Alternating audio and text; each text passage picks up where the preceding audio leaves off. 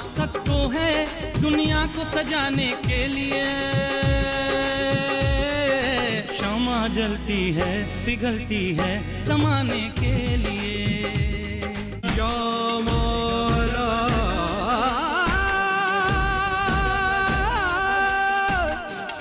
ईश्वर अल्लाह तेरो नाम, त्याग तपस्या दिलों को जीते, इन बातों का अर्थ समझ ले, अर्थ समझ ले। तू है मेरे देश की बेटी, तू है मेरे देश की बेटी, तू है मेरे देश की बेटी।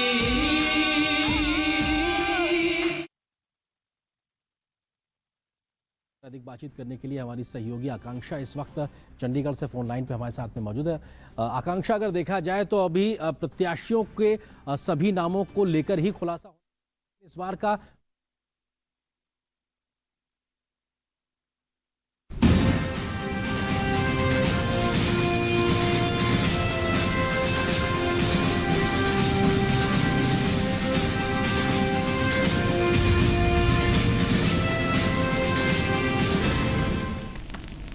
नमस्कार, किसान समाचार में आपका स्वागत है। मैं हूं आपके साथ रेशमा। आइए सबसे पहले नजर डालते हैं इस वक्त की हेडलाइंस पर। उद्योग और आंतरिक व्यापार संवर्धन विभाग ने एक जिला एक उत्पाद पहल को बढ़ावा देने के लिए राज्य सम्मेलन का किया आयोजन। केंद्र सरकार की एक जिला एक उत्पाद पहल जम्मू कश्मीर, उत्तर पूर्व और उत्तर प्रदेश में सफलता के नए कीर्तिमान किए स्थापित। और खरीफ विपणन सत्र 2021-22 में लगभग 606 लाख मीट्रिक टन धान की हुई खरीद। पंजाब में अब तक सबसे अधिक लगभग 2 करोड़ मीट्रिक टन खरीदा गया धान। लगभग 77 लाख किसान लगभग 1,18,812 करोड़ रुपए के भुगतान से हो चुके हैं लाभान्वित। और उत्तर प्रदेश वाराणसी में भीषण ठंड ने फूल की किसानों की उम्मीदों पर फेरा पानी। दर्जनों गांव में फूलों की खेती हुई बर्बाद। वाराणसी के उद्यान विभाग ने बताया वाराणसी में 15 से 20% फूलों की खेती के नुकसान की रिपोर्ट हुई दर्ज। सर्दियों में पारंपरिक सूखी मछली होगार्ड का अभी भी कश्मीर में काफी मांग। कठोर सर्दियों और बसंत के मौसम में सूखी मछली का उपयोग करते हैं कश्मीरी। सर्दी के मौसम में नाक बहना, सूखी खांसी और छाती की समस्या में ये होगार्ड खाना पहुंचाता है राहत। और केंद्र और राज्य के सहयोग से एक जिला एक उत्पाद ODOP पहल के तहत उत्पादों को बढ़ावा देने के लिए उद्योग और आंतरिक व्यापार विभाग, वाणिज्य और उद्योग मंत्रालय द्वारा पिछले दिनों एक राज्य सम्मेलन का आयोजन किया गया। सम्मेलन की अध्यक्षता उद्योग और आंतरिक व्यापार संवर्धन विभाग DPIIT के अपर सचिव सुमिता डावरा ने किया। सम्मेलन में सभी राज्यों के उद्योग विभागों के प्रधान सचिवों और अन्य प्रमुख अधिकारियों ने भाग लिया। सम्मेलन में जम्मू और कश्मीर में विनिर्माण क्षेत्र के लिए बदलते स्वरूप पर विस्तृत जानकारी दी गई।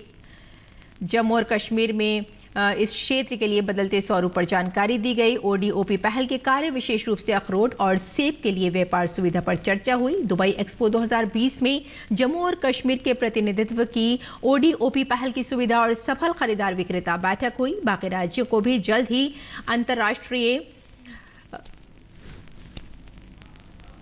स्तर पर होने वाले कार्यक्रमों में भाग लेने की सुविधा दी जाएगी। उत्तर प्रदेश राज्य के ODOP मॉडल ने अपनी उल्लेखनीय सफलता से सभी का ध्यान आकर्षित किया है। इसके तहत राज्य के सभी जिलों के कारीगरों और उत्पादकों को एक जिला एक उत्पाद ODOP के तहत प्रोत्साहन और सहायता प्रदान की गई है।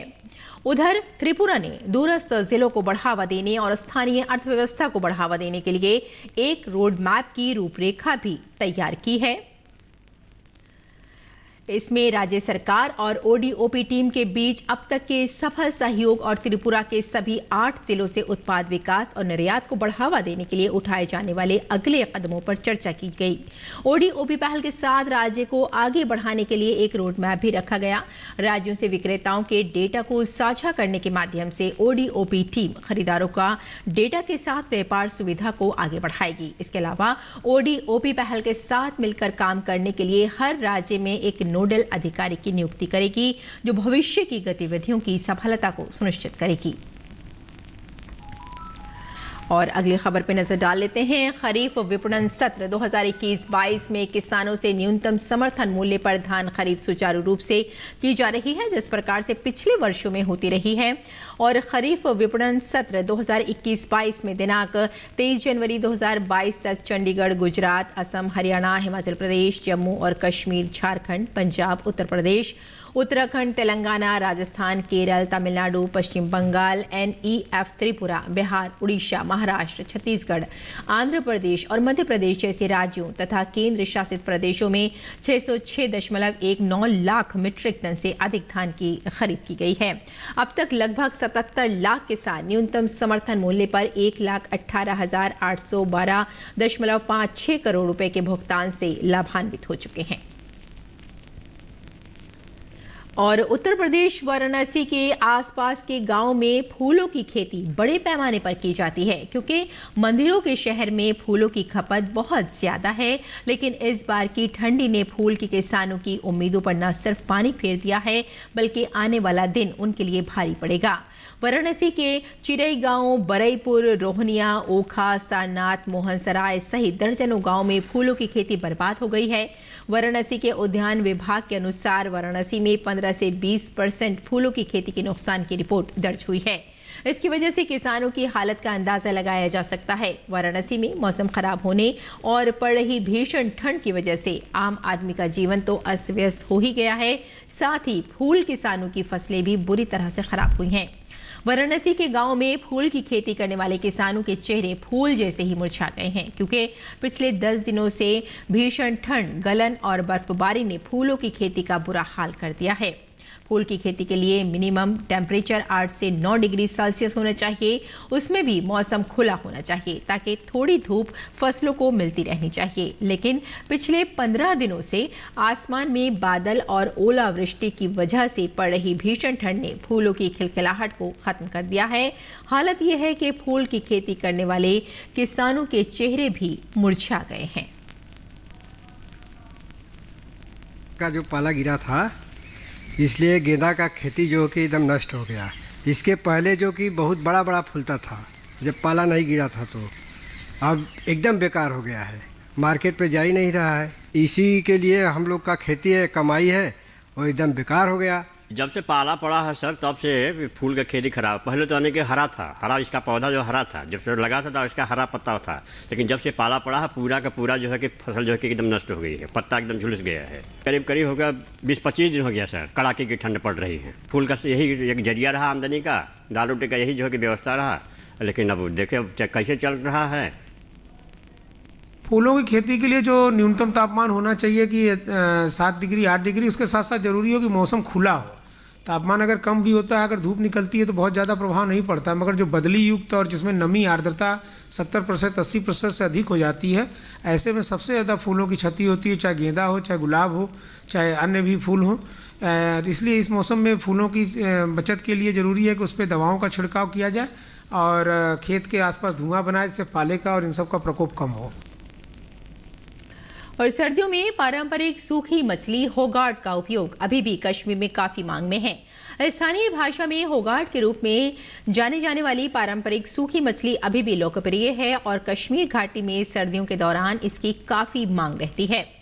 सर्दी के मौसम में कड़ाके की ठंड के कारण कश्मीरियों में खाने की आदतें अपने आप बदलने लगती हैं और लोग खुद को भीषण ठंड से बचाने के उद्देश्य से विभिन्न प्रकार के विशिष्ट भोजन का उपयोग करते हैं। कश्मीर घाटी विभिन्न परंपराओं और संस्कृतियों के कारण दुनिया भर में प्रसिद्ध है। आधुनिकीकरण के बावजूद कुछ पारंपरिक और सांस्कृतिक गतिविधियां अभी भी घाटी में जीवित हैं और सूखी मछली होगाट का उपयोग उन्हीं परंपराओं में से एक है। लोग इस अनोखे और स्वादिष्ट खाद्य पदार्थ के स्वाद का आनंद लेने के लिए कम से कम 4 से 5 महीनों के लिए विशेष रूप से कठोर सर्दियों की अवधि और बसंत के मौसम में बड़ी मात्रा में सूखी मछली का उपयोग करते हैं। सर्दी के मौसम में सूखी मछली होगाट का स्वाद अपने आप बढ़ जाता है और इस दौरान लोगों में नाक बहना, सूखी खांसी और छाती की समस्या भी बढ़ जाती है, जिसमें ये खाना राहत पहुंचाता है।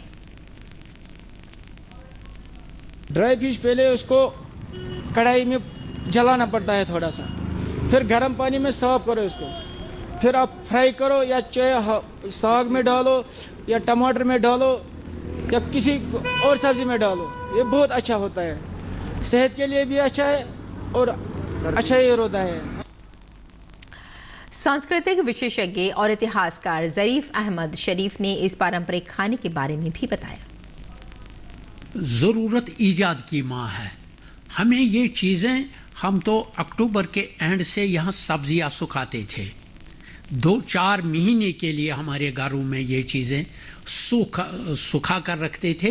उस वक़्त यहाँ लोग उतना गोश्त नहीं खाते थे, आदात इतने हमारे एडवांस नहीं हो चुके थे, तो कम ही गोश्त खाते थे। इस लिहाज से अंडा खाते थे, हम सूखी मछलियाँ खाते, ये भी सूखी सब्जियों का एक सालन ये भी था। ये तो अक्सर हमारे तवों पर ये तो मतलब तड़का लगा कर खाते थे, बच्चे भी शौक से खाते थे और बड़े भी। ये सूखी मछलियों का भी हमारा यही जो रिवायत रह चुकी है, ये ज़रूरत की चीज़ है।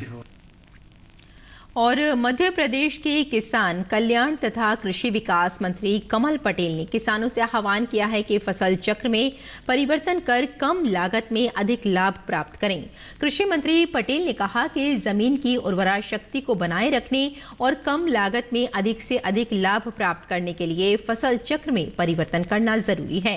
उन्होंने कहा कि प्रधानमंत्री नरेंद्र मोदी और मुख्यमंत्री शिवराज सिंह चौहान निरंतर किसानों की आय को दोगुना करने के लिए विभिन्न योजनाओं से किसानों को लाभान्वित कर रहे हैं। यदि किसान भाई फसल चक्र में परिवर्तन करेंगे तो उन्हें निश्चित ही लाभ मिलेगा। मंत्री पटेल ने गोकुल भाई के खेत में जाकर चर्चा की। गोकुल भाई ने बताया कि उन्होंने अपने खेत में इस बार चने की बुआई की। इसमें अधिकतर 2 बार पानी देने पर ही 12 से 14 क्विंटल की फसल पर 1 एकड़ में 1 लाख की फसल प्राप्त होगी। गोकुल ने बताया कि अगर गेहूं की फसल लेते तो खेत में कम से कम 4 बार पानी देना होता है, परिश्रम भी अधिक करना पड़ता है, लागत भी अधिक आती है और 20 क्विंटल की फसल पर भी अधिकतम 40,000 रुपए ही प्राप्त होते हैं। उन्होंने बताया कि फसल चक्र परिवर्तन से उन्हें लाभ प्राप्त हो रहा है, इसीलिए वे बदल बदल कर अपने खेतों में उपज लेते हैं। गणतंत्र दिवस परेड के लिए आपका अपना दूरदर्शन तैयार है। गणतंत्र दिवस परेड के सीधे प्रसारण के लिए दूरदर्शन ने इस वर्ष भी व्यापक इंतजाम किए हैं। 60 से अधिक हाई डेफिनेशन कैमरे भारत और दुनिया भर के लोगों के लिए इस ऐतिहासिक कार्यक्रम का सीधा प्रसारण करेंगे। कैसी है तैयारी, देखिए ये खास रिपोर्ट। ये भारत की आजादी का 75वां वर्ष है और इस बार गणतंत्र दिवस पर मुख्य आकर्षण होगा गणतंत्र दिवस परेड और फ्लाई पास्ट। इसके साथ ही दर्शकों को कई सुखद आश्चर्यों की अनुभूति भी होगी। सूचना एवं प्रसारण मंत्रालय के सचिव, प्रसार भारती के सीईओ और दूरदर्शन के महानिदेशक ने सोमवार को राजपथ पर तैयारियों की समीक्षा की। इस बार दूरदर्शन ने बहुत ही अच्छा काम किया है। इस बार जो है 59 कैमरास इस बार टोटल लगाए हैं, जो कि मेरे ख्याल से मैक्सिमम है जो आज तक कभी लगे हैं। और फिर जो है कुछ इनोवेशन भी हुए हैं, जैसे नेशनल स्टेडियम के ऊपर भी इस बार कैमरा किया जा रहा है, पूरा कवरेज होगा। और कुछ शॉट्स जो बाकी जैसे प्लेन कहाँ से टेक ऑफ हो रहे हैं, कैसे हो रहे हैं, वो भी हम मिक्स करेंगे। तो आई थिंक काफ़ी इस बार का जो परेड होगा उसमें नए किस्म का और देखने को मिलेगा Doordarshan. We have also made several of these live streams available on our digital platforms, and so you can choose your choice of view, choice of perspective, be it 360-degree cameras or long shot cameras and so on. So it's going to be a visual treat. दुनिया भर के दर्शकों तक सजीव प्रसारण के लिए दूरदर्शन ने सभी तैयारियां पूरी कर ली हैं। दूरदर्शन ने लाइव अपलिंक के लिए कई ओबीवैन तैनात किए हैं। दृश्यों के ऑनलाइन संपादन के लिए एक प्रोडक्शन कंट्रोल रूम भी है। दूरदर्शन ने राजपथ और इंडिया गेट पर 360 डिग्री दृश्य देने के लिए जिमी जिप्स और क्रेन्स के साथ साथ 60 से ज़्यादा HD कैमरे भी लगाए हैं। दूरदर्शन ने इस रिपब्लिक डे के परेड के कवरेज के लिए बहुत व्यापक इंतजाम किए हैं। 59 कैमरास लगाए गए हैं, जिससे कि जो है परेड के हर पहलू को अच्छी तरीके से कैप्चर करके वो जनता तक टेलीविज़न के स्क्रीन के माध्यम से पहुंचाया जा सके। सारा कवरेज जो है वो हाई डेफिनेशन है। इसके अलावा एक विशेष चीज़ है कि 120 फुट ऊंची एक क्रेन लगी हुई है, जिसके ऊपर कैमरा है हमारा। वो राजपथ के बड़े विहंगम दृश्य को लेकर दर्शकों के सामने आएगा। दर्शक राजपथ, विजय चौक और इंडिया गेट से शानदार दृश्यों और ध्वनियों के साथ एक रोमांचक अनुभव की उम्मीद कर सकते हैं। और दूरदर्शन नेटवर्क के सभी चैनलों के अलावा वो YouTube पर लाइव स्ट्रीम के साथ साथ डीडी के अन्य इंटरनेट प्लेटफॉर्म पर भी जा सकते हैं। Bureau report. गणतंत्र दिवस के मौके पर राजपथ देश की बेटियों का भी दमखम दिखाई देगा। बीएसएफ की ऑल वीमेन बाइकर्स टीम सीमा भवानी को एक बार फिर राजपथ पर साहसिक कारनामे दिखाने का मौका मिला है। 26 जनवरी को सीमा भवानी के हैरत अंगेज कारनामों को देखकर आप भी दांतों तले उंगलियां दबा लेंगे तो देश की लाखों करोड़ों बेटियों को भी उनसे प्रेरणा मिलेगी। बच के रहियो बागड़ बिल्ली से, चंडीगढ़ से या दिल्ली से, तने चारों खाने चित कर देगी। बुलेट पर साहसिक करतब दिखाना कोई बच्चों का खेल नहीं, लेकिन बीएसएफ की ऑल वुमेन बाइकर्स टीम के लिए ये बच्चों के खेल सरीखा ही है। ये दूसरी बार होगा जब बीएसएफ की ऑल वुमेन बाइकर्स टीम यानी टीम सीमा भवानी राजपथ पर हैरत अंगेज कारनामे दिखाएगी। अपनी साहस और वीरता के चलते सीमा भवानी के नाम से प्रसिद्ध बीएसएफ की ये वीरांगनाएं साबित ये भी करेंगी कि अगर मौका मिले तो वो हर नामुमकिन को मुमकिन बना सकती हैं। यस सर, हम चाहेंगे कि बेटियों को पढ़ाओ, बेटी पढ़ाओ बेटी बचाओ आजकल चल रहा है, लेकिन हमें बहुत अच्छा फील महसूस हम करते हैं कि हम राजपथ पे परेड करने जा रहे हैं और लड़कियां किसी से कम नहीं है, वो कुछ भी कर सकती हैं। अगर मन में अगर वो ठान लें कि हमें ये करना है तो वो कुछ भी कर सकती हैं। बॉर्डर पे भी हमें ड्यूटी के टाइम पे बहुत अच्छा सा फील होता है बॉर्डर की रक्षा करते हुए, और यहाँ पे भी हम अपने बीएसएफ का नाम ऊंचा कर रहे हैं, इसमें भी बहुत अच्छा लगता है। सर, हमारी बेसिक ट्रेनिंग इतनी अच्छी दी जाती है कि हम हर एक चैलेंज के लिए हमेशा ही तैयार रहते हैं, तो अब डर नहीं लगता है। बीएसएफ की जो बेसिक ट्रेनिंग होती है उसी में हमें मेंटली और फिजिकली स्ट्रांग कर दिया जाता है। टीम सीमा भवानी के 108 बाइकर्स 29 बुलेट बाइक पर करीब 1.5 दर्जन से ज़्यादा करतब दिखाएंगे। हमें 26 तारीख को अगर राजपथ में अच्छे से चल जाएंगे तो हम क्या है इतना सालों का इंतज़ार पूरा हो जाएगा, तो हम बहुत बहुत गर्व महसूस करते हैं सर। हमें बहुत गर्व महसूस हो रहा है कि हमें ये मौका मिला। थैंक यू हमारे कमांडरों को भी, थैंक यू जो हमें इस लायक समझा और यहाँ पे हमें बॉर्डरों से यहाँ पे बुलाया है और हम राजपथ पे ये परफॉर्म करेंगे। सर, हम लोग को किसी से कम तो नहीं है, प्रैक्टिस के बाद सुधार ही सुधार है और आगे भी सुधार हो ही जाएगा। अच्छा फील होता है चला के। साल 2016 में बीएसएफ ने सीमा भवानी का गठन किया था। साल 2018 में टीम को पहली बार राजपथ पर परफॉर्म करने का मौका मिला था। साहस, संकल्प, शौर्य, समर्पण और अनुशासन का दूसरा नाम है टीम सीमा भवानी। बीएसएफ की ऑल वुमेन बाइकर्स टीम ये दूसरी बार होगा जब वो राजपथ पर साहसिक कारनामे दिखाएंगे, जिसको देखकर देश के लोग दांतों तले उंगली दबा लेंगे। ये बीएसएफ की सीमा भवानी टीम ये भी साबित करेगी कि अगर बेटियों को मौका मिले तो वो दुनिया का हर नामुमकिन काम भी अंजाम दे सकती है, फिर चाहे बंदूक चलाने की बात हो या बुलेट को घुमाने की बात हो। अपने कैमरा पर्सन अजय कुमार और सहयोगी कालरा के साथ सुधाकर दास। और आइए अब जान लेते हैं कि मंडी में भाव क्या है।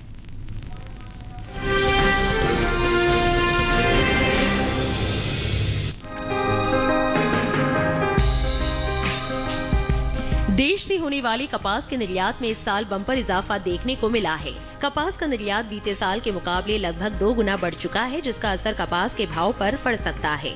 बीते 5 सालों के दौरान कपास का निर्यात लगातार बढ़ा है।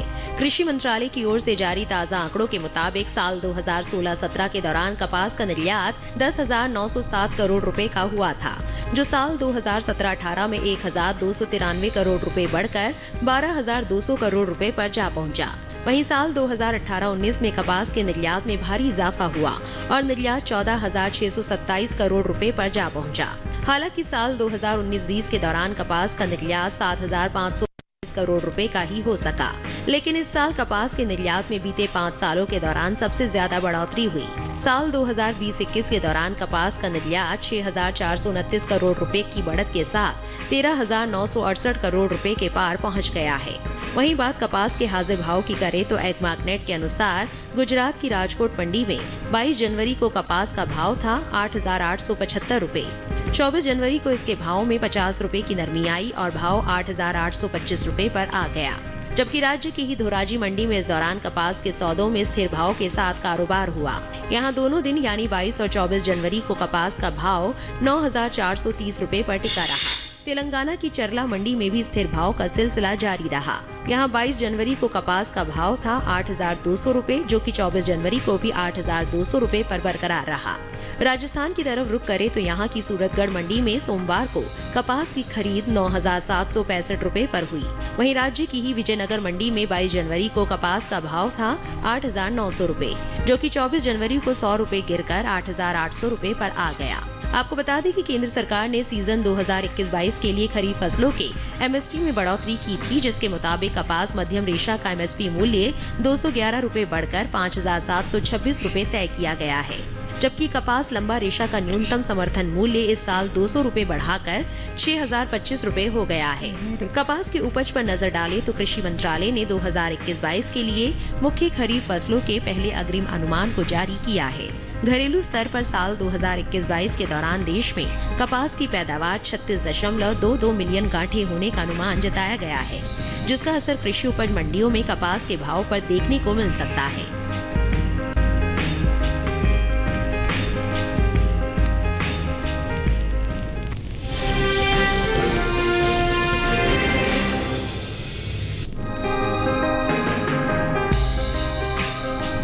कृषि मंत्रालय की ओर से रबी फसल वर्ष 2021-22 के लिए 7 जनवरी को जारी ताज़ा आंकड़ों के मुताबिक दलहन की बुआई निर्धारित लक्ष्य से 10 लाख हेक्टेयर आगे चल रही है।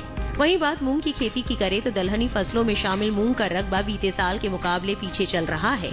साल 2021-22 के दौरान मूंग की कुल बुआई 1,67,000 हेक्टेयर घटकर 2,67,000 हेक्टेयर में ही हो पाई है, जबकि साल 2020-21 के दौरान बुआई का रकबा 4,34,000 हेक्टेयर रहा था। वहीं मूंग के हाजिर भाव पर नजर डालें तो एग्मार्कनेट के अनुसार गुजरात की राजकोट मंडी में 22 जनवरी को मूंग का भाव रहा 6,800 रुपए। 24 जनवरी को इसके भाव में 100 रुपए की तेजी आई और भाव 6,900 रुपए पर जा पहुंचा। इसी तरह राजस्थान की जोधपुर मंडी में 22 जनवरी को मूंग के सौदे 6,625 रुपए पर हुए। 24 जनवरी को यहां इसका भाव 25 रुपए बढ़कर 6,650 रुपए पर पहुंच गया। मूंग के भाव में बढ़त का सिलसिला उत्तर प्रदेश के अलीगढ़ मंडी में भी बरकरार रहा। यहां 24 जनवरी को मूंग का भाव 10 रुपए चढ़कर 6,670 रुपए से 6,680 रुपए हो गया। हालांकि केरल की मंजेरी मंडी में बीते 2 दिनों के दौरान मूंग के भाव स्थिर रहे। यहां 22 और 24 जनवरी को मूंग 9,250 रुपए पर बिकी। वहीं मध्य प्रदेश की खातेगांव मंडी में सोमवार को मूंग का कारोबार 6,210 रुपए प्रति क्विंटल के भाव पर हुआ। वहीं साल 2021 के दौरान देश से हुए दालों के निर्यात पर नजर डालें तो इस साल अक्टूबर महीने में दलहन के निर्यात में बढ़त देखने को मिली है। अप्रैल से अक्टूबर महीने के दौरान दलहन के निर्यात में 833 टन की बढ़ोतरी दर्ज की गई है। एपिडा की ओर से जारी ताज़ा आंकड़ों के अनुसार देश से 1,82,480 टन दालों का निर्यात हुआ है, जबकि बीते साल के समान अवधि के दौरान निर्यात 1,81,647 टन ही रहा था।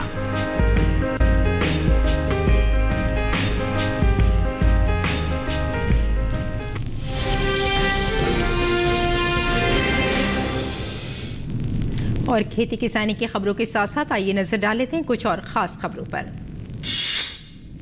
देश भर में पिछले 24 घंटों में कोरोना संक्रमण के 2,55,874 नए मामले दर्ज किए गए। पिछले 24 घंटों में 2,67,753 लोग कोरोना से स्वस्थ हुए। अब देश में कोरोना के सक्रिय मामलों की संख्या 22,36,842 हो गई है, जबकि रिकवरी दर 93.15% है। कोविड महामारी के खिलाफ सबसे प्रभावी हथियार के रूप में शुरू किए गए टीकाकरण अभियान के तहत देश में अब तक 162.92 करोड़ से अधिक टीकों की खुराक दी जा चुकी हैं। महाराष्ट्र में वर्धा के सेलसुरा में एक पुल से कार के गिर जाने से उसमें सवार 7 मेडिकल छात्रों की मौत हो गई है। ये सभी सावंगी के मेडिकल कॉलेज के छात्र थे जो देवली से वर्धा जा रहे थे। ये हादसा सोमवार रात 11:30 बजे हुआ। पीएम मोदी ने महाराष्ट्र के सेलसुरा हादसे पर दुख जताया है। 12वां राष्ट्रीय मतदाता दिवस चुनाव आयोग की स्थापना के दिन को चिन्हित करने के लिए साल 2011 से प्रत्येक वर्ष 25 जनवरी को राष्ट्रीय मतदाता दिवस के रूप में मनाया जाता है। इस वर्ष का विषय है चुनावों को समावेशी, सुगम और सहभागी बनाना। 26 जनवरी के मद्देनजर राजधानी दिल्ली को छावनी में तब्दील कर दिया गया है। जमीन से लेकर आसमान तक सुरक्षा की पूरी तैयारियां कर ली गई हैं। परेड में आने वाले लोगों पर पैनी नजर रखने के लिए दिल्ली पुलिस ने बाकायदा राजपथ और उसके आसपास फेस रिकग्निशन सिस्टम लगाया है, जिससे कि अगर कोई भी अपराधी, आतंकी या फिर संदिग्ध इस कैमरे की नजर में आए तो वो तुरंत उसकी पहचान कर लें। और बुलेटिन के आखिर में नजर डाल लेते हैं एक बार फिर से हेडलाइंस पर। उद्योग और आंतरिक व्यापार संवर्धन विभाग ने एक जिला एक उत्पाद पहल को बढ़ावा देने के लिए राज्य सम्मेलन का किया आयोजन। केंद्र सरकार की एक जिला एक उत्पाद पहल जम्मू कश्मीर, उत्तर पूर्व और उत्तर प्रदेश में सफलता के नए कीर्तिमान की स्थापित।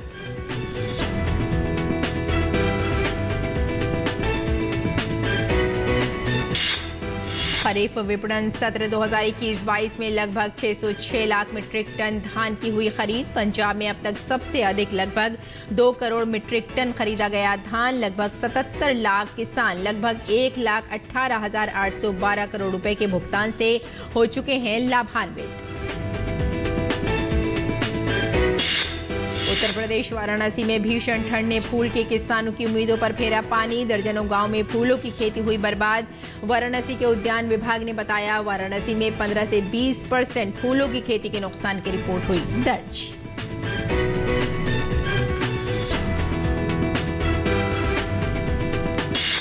सर्दियों में पारंपरिक सूखी मछली होगाट का अभी भी कश्मीर में काफी मांग। कठोर सर्दियों और बसंत के मौसम में सूखी मछली का उपयोग करते हैं कश्मीरी। सर्दी के मौसम में नाक बहना, सूखी खांसी और छाती की समस्या में ये होगाट खाना पहुंच जाता है राहत। तो किसान समाचार में फिलहाल इतना ही। अनुमति दें, नमस्कार।